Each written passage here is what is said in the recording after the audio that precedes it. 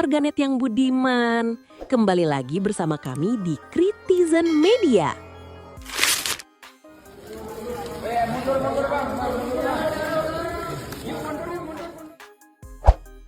Berita pertama hari ini datang dari sidang panas yang saking panasnya bisa bikin otak kita ikutan overheating seperti laptop Chromebook dinas. Mantan Mendikbudristek kita tercinta, Mas Nadiem Makarim, baru saja dituntut 18 tahun penjara oleh jaksa terkait kasus korupsi pengadaan laptop. Luar biasa. Mas Nadiem yang biasanya kasih kita diskon GoPay, kali ini malah dikasih diskon umur di dalam penjara oleh bapak-bapak jaksa kita yang terhormat. Mari kita beri apresiasi tertinggi untuk tim jaksa penuntut umum, khususnya Jaksa Roy Riyadi. Ketelitian kalkulator kejaksaan kali ini betul-betul di luar nalar. Mari kita bedah tuntutannya yang sangat ramah di kantong negara ini. Nadiem dituntut membayar denda 1 miliar rupiah. Oke, masih masuk akal untuk ukuran mantan menteri. Tapi tunggu dulu pemirsa.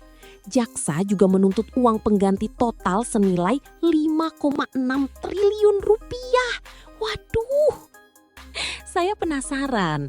Waktu jaksa menghitung angka 5,6 triliun ini, mereka pakai rumus matematika kurikulum merdeka atau pakai kalkulator warung kelontong?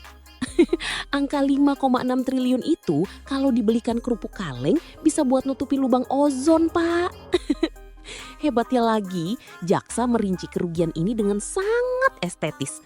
Katanya ada angka kemahalan harga Chromebook sebesar 1,5 triliun. Luar biasa jeli. Jaksa kita ini tampaknya hobi scrolling e-commerce tengah malam demi membandingkan harga laptop dinas dengan harga laptop toko sebelah yang lagi flash sale. Mungkin jaksanya punya akun reviewer gadget alternatif di YouTube.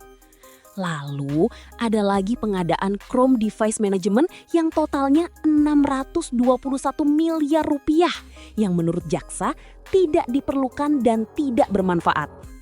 Wah, Pak Jaksa, kalau bicara soal barang yang tidak bermanfaat dan tidak diperlukan, kenapa cuma proyek laptop yang dihitung? Gimana dengan anggaran rapat-rapat kerja, studi banding dinas yang hasilnya cuma foto-foto di depan Menara Eiffel? Itu bermanfaat tidak, Pak? Kok kalkulator jaksanya mendadak baterainya habis kalau menghitung yang itu?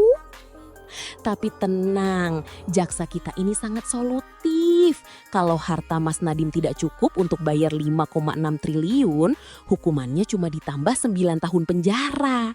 Pikirkan pemirsa, 5,6 triliun rupiah dihargai 9 tahun kurungan. Artinya 1 tahun di dalam penjara itu dihargai sekitar 620 miliar rupiah oleh jaksa. Ini adalah skema pay later terbaik di dunia. Siapa yang butuh pinjol kalau Anda bisa menukar 9 tahun tidur gratis di sel dengan uang 5 triliun, ya kan? Oke, kita tunggu saja. Mudah-mudahan majelis hakim tidak sekreatif jaksa dalam memutus perkara ini ya. Saya Ahmad Syahri As-Siddiqi, anggota DPRD Komisi D Kabupaten Jember, dengan rendah hati memohon maaf kepada masyarakat Jember. Berita selanjutnya kita beralih ke Jember, Jawa Timur. Anggota Komisi D DPRD Jember, Ahmad Syahri As-Siddiqi atau yang akrab disapa Gus Syahri, akhirnya resmi meminta maaf kepada publik. Setelah sebelumnya video beliau viral akibat tertangkap kamera sedang asyik bermain game Clash of Clans sambil merokok saat rapat paripurna. Nah, mungkin dalam logika berpikir Gus Syahri, cara paling cepat memahami masalah kelaparan di dunia nyata adalah dengan memastikan seluruh pasukan di klan beliau tidak kekurangan logistik eliksir. Bagaimana mau ngurusin stunting anak-anak Jember kalau town hall level belasan miliknya saja terancam hancur diserang musuh? Prioritas pemirsa, prioritas. Dalam klarifikasinya, beliau mengaku hilaf dan sadar tindakannya tidak etis. Beliau juga meminta maaf secara khusus kepada masyarakat Jember, pimpinan partai, hingga Ketua Umum Gerindra Bapak Prabowo Subianto. Beliau berkata, "Saya siap menerima sanksi, baik dari internal partai maupun dari Badan Kehormatan DPRD." Wah, berani sekali. Kita patut apresiasi jiwa ksatria ini. Tapi tunggu dulu, sanksi apa ya yang kira-kira cocok untuk anggota dewan yang hobi ngegame di ruangan ber-AC saat rakyat sedang kesusahan? Apakah akun COC-nya akan di-ban seumur hidup oleh Badan Kehormatan? Atau beliau akan dihukum untuk mendonasikan semua naga dan PK miliknya ke akun anggota dewan yang lain? Kita tunggu saja sanksi kreatifnya ya. Sekian tahun tidak diurus dan sudah 1 tahun kita umumkan, nggak ada yang datang, ya sudah pindahin untuk rakyat. Terakhir, ada kabar bahagia yang datang dari Istana dan Kejaksaan Agung. Presiden Prabowo Subianto baru saja mencetak rekor 4 kali berturut-turut menghadiri acara favorit barunya, pameran tumpukan uang sitaan korupsi. Luar biasa, orang lain hobi koleksi piala, negara kita hobi koleksi uang sitaan. Widih. Dalam acara kemarin di Kejagung, Presiden Prabowo terlihat tersenyum lebar. Beliau mengaku sangat senang dan terhormat bisa diundang lagi. Bahkan beliau berseloroh. Saya senang kalau diundang terus acara begini. Tiap undangan lihat secara fisik 10 triliun.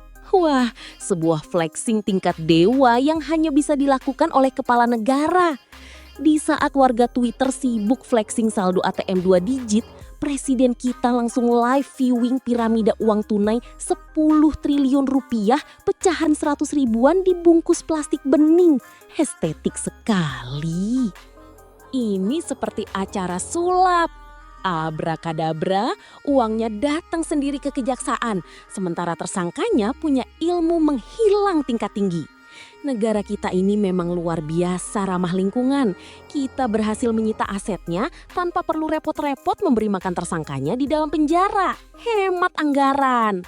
Tapi tunggu dulu, keseruan tidak berhenti di situ. Presiden Prabowo juga membocorkan spoiler untuk bulan depan. Beliau mengaku dapat bisikan kalau bulan depan akan ada lagi penyerahan uang sitaan sebesar 11 triliun rupiah. Luar biasa ya. Kas negara kita sekarang sistemnya sudah mirip Netflix. Ada season baru dan update episode tiap bulan. Bulan ini rilis 10 triliun goib. Bulan depan teasernya 11 triliun goib.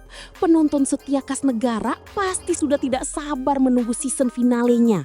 Apakah bulan berikutnya tembus 20 triliun tanpa satupun tersangka ditangkap? Kita tunggu tanggal mainnya.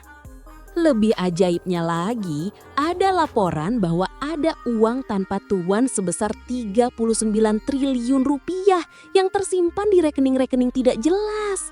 Kata Presiden, uang itu diduga milik koruptor atau kriminal yang entah sudah kabur ke luar negeri atau sudah meninggal, tapi uangnya ketinggalan. Nah, ini pesan moral untuk para penjahat di luar sana. Kalau mau kabur ke luar negeri, tolong dompet dan rekeningnya dibawa. Jangan merepotkan negara untuk menghitung uang kembalian Anda. Ya, kita doakan saja. Semoga bulan depan pameran uangnya makin megah. Kalau bisa, tumpukan uangnya jangan cuma dibikin piramida, tapi dibikin wahana labirin. Biar pas dengan kondisi penegakan hukum kita yang muter-muter mencari tersangka yang tak kunjung ketemu. Itulah tadi rangkuman berita untuk hari ini. Terima kasih sudah menonton sampai akhir.